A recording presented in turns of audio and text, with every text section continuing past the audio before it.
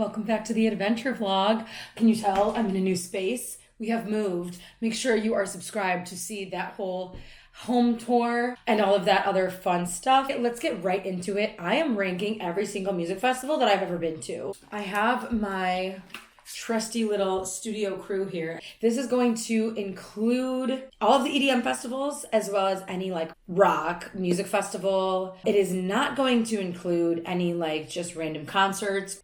So much of what I do on this channel is music festivals and live music events. So I thought, what the hey, let's rank every one that I've ever been to. And honestly, I thought that it's been more because I am a repeat offender for quite a few of these fests. But yeah, for some reason, I thought that I had been to more. Let's see, let's count here. 1, 2, 3. As of right now, I have 18 festivals to rank. I have 5 different tiers. At the very bottom, I have not worth, which is basically like, I don't think I would go again. Next level is if the lineup slaps, meaning I would consider going if the lineup slaps. The middle level is it's a vibe, just kind of, obviously we're in the middle, so it's not my favorite, but it's not the worst either. Freaking love it. And then don't miss. The don't miss category, I feel like is going to be hard to achieve because I'm trying to factor in like everything with this ranking. And I also feel like I am so bad at saying like something was a bad experience or like even when I'm rating movies or restaurants and things, I never like can give it like a low score. So I'm going to try and be so for real about all of these and all of the elements that play into my ranking. So let me start this screen recording. I feel like, should I just go in order here? Okay. I'll start here. I feel like this one's easy. Electric Forest. This one takes place in the summer in Michigan. I automatically have to put this don't miss. The first time I went to Electric Forest in 2017, I said, this is a don't miss. Like I can't miss it. I may miss it sometime in the future for sure, but I have been there 7 times. I have 7 in the forest. It is what it is. It probably would be 9 if we didn't have the lost years from COVID. So I just think it's such a magical festival. It's really, there's so many elements that are at play in this festival. I just think they do a great job. I really do. Okay, next I have down here, this one's really hard to see. This is Reaction NYE. I don't even know if they do this anymore, to be honest. This was a Chicago festival I went to. I think it had to be like 2018, or wait. This had to be like 2016, 2017. I just feel like there wasn't a lot of elements to it. They did do like a countdown when it was New Year's Eve time, but that was pretty much it. It was just kind of like you're seeing a couple of DJs play. I would say not worth. I would rather do something a lot more fun for New Year's Eve. And this is just for Reaction. I know that there's other music festivals that are on New Year's that like really make it worth it. But honestly, I feel like this one just wouldn't be. Like I would not go again. I don't know if I would even really do a music festival on New Year's again because I just feel like there's other ways to celebrate it unless it was like an artist I was like really wanting to see or if all my friends were going. Spring Awakening. They also don't do this one anymore, but I went to Spring Awakening a few times, and the last year that I went, I think it was they added a lot more elements to it. And by that, I just mean like interactive experiences and just like, some art so that it's not just like 2 stages and nothing else in between. And I do really appreciate that in a festival. If you're going to call it a festival instead of a concert, it should be like that. In my opinion, I think this would be one of the things, if they still did it, I would go if the lineup slaps. Again, Spring Awakening happened in Chicago for many years. And I think for me, it was more of just like convenient. I was like, oh, I can go see some cool DJs and, it's in my city. I can like take the train in or I can like Uber. I don't have to get a hotel. It was like convenient. And I think that's why we would go often. Let's next go to Jawbreaker. Okay, so Jawbreaker was a Halloween festival. This one was in Madison, Wisconsin, or Milwaukee, somewhere in Wisconsin. Don't know if they do this one anymore either, but kind of similar to the Reaction. I just feel like they didn't do enough to really play up the Halloween. So I feel like I would say not worth. Like it was cool while I was there, but I would not like search that festival out and go again. You know what I mean? I also feel like they didn't really play into like the Jawbreaker theme enough, which I'll just talk about Halloween festivals now since we're here. Escape Halloween. I'm going to go with what I really loved about Escape Halloween, especially in comparison to the other Halloween festival, is that it was very on theme. Like everywhere was decked out Halloween. There was so many interactive experiences. And granted, this is run by a bigger production company, and so they have the means to do that. But I love that. They had drag performances, they had drumline performances, magic, all these different types of things besides just the music, which, like I said, I feel like that's what makes it a festival. And that was so cool. I really did love it.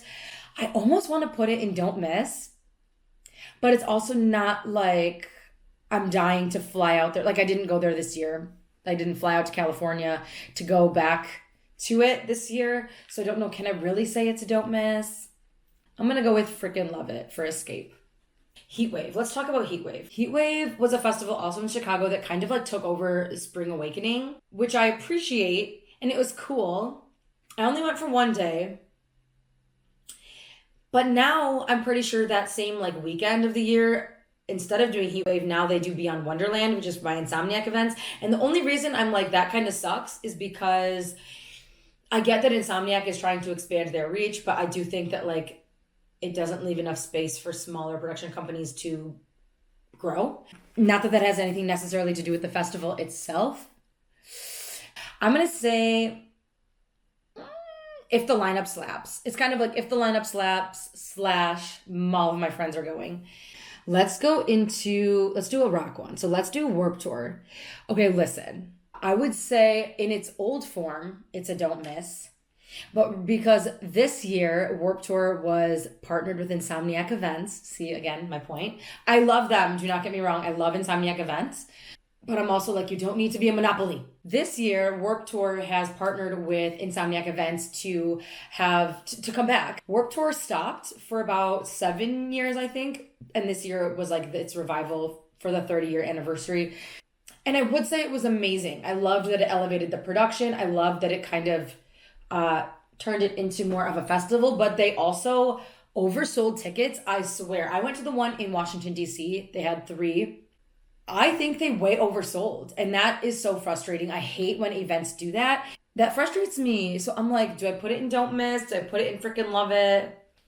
It's kind of one of those events that's like, it doesn't matter what the lineup is because it's gonna, the lineup's gonna be good when they finally release it. It's like a bajillion artists. I'm gonna put it, it's hard. I feel like I'm gonna put it in don't miss. Okay, next, Groove Cruise. I'm literally making my camera shake just for my body movement. Like that's how unstable this table is, apparently. I have a lot of thoughts. I love it. I love its convenience. I love that it's a non-stop party. It is so expensive. And that makes me sad. But it's also like, it kind of has to be because it's a cruise. You're on a cruise ship. Oh, is it a don't miss or a freaking love it, y'all? I think I'm going to have to put it as a don't misser. Even though I will likely miss it in my lifetime because it's so freaking expensive.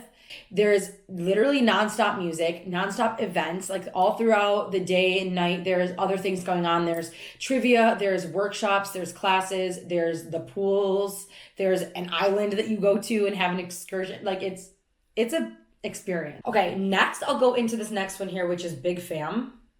And so this one I had a very unique experience with because I was working the festival this year.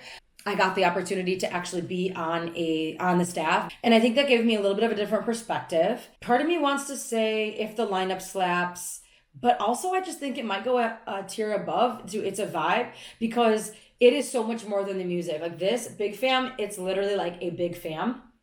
It's like one big friend group that like started this festival and you get that energy from it. It's one big family of friends and because of that, I feel like it's such a vibe that even if you don't know many people on the lineup, which was like me this year, I do think it's worth, so I feel like it's a vibe. I feel like it's a vibe. It's also very bass heavy and like that. So, and I like to have more variety. If you're a bass head, I feel like you'd be more into like freaking love it or don't miss.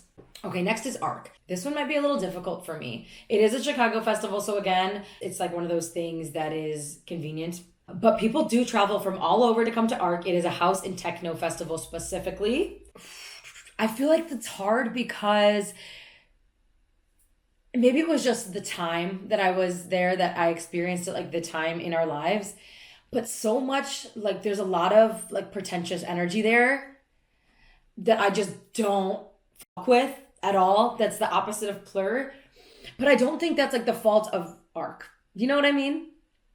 They did a really good job of curating the space, if that makes sense, like with the stage designs. Oh, I feel like, okay, here's my problem. And I feel like I'm going to get attacked for this too. I feel like I could put it higher if I had more time there. So if I had a full weekend there, I might put it higher, but I think I'm just going to put it at It's a Vibe for now. But also they have the LCruu tent and the LCruu stage, and I think that, okay.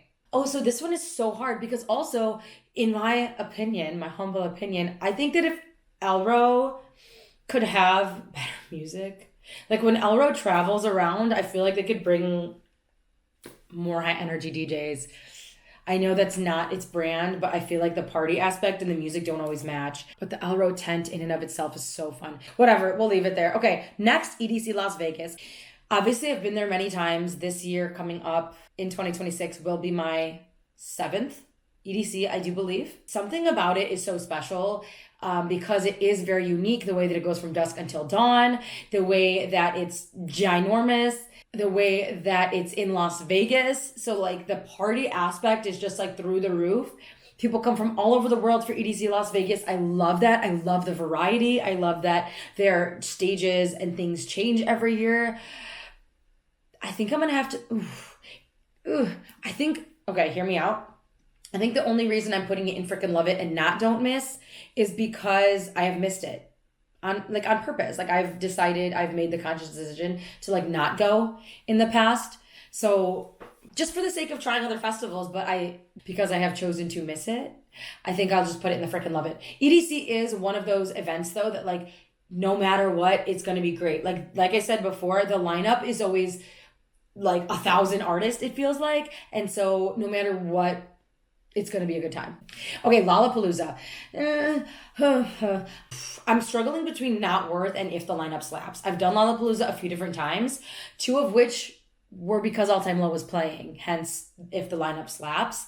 But it's also hard because they get such short sets. The lineup has to be like really good for you to want to go.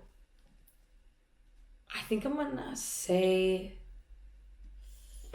What sucks about Lollapalooza is just that like the crowd, I love that it's a diverse crowd, but I also think that it can sometimes make for like a less pleasant experience. And I'm only saying that because like a lot of drunk teenagers show up. Multi-genre festivals are kind of difficult in that way. I don't know what to do. I think I'm going to go If the Lineup Slaps, and only because that's been my reasoning in the past. I think it's a really great opportunity to see a ton of people, a ton of artists that you would never see on their own tour. Does that make sense? I saw like Ali and AJ. I would never purchase Ali and AJ tickets for like their show, you know? Okay, Movement.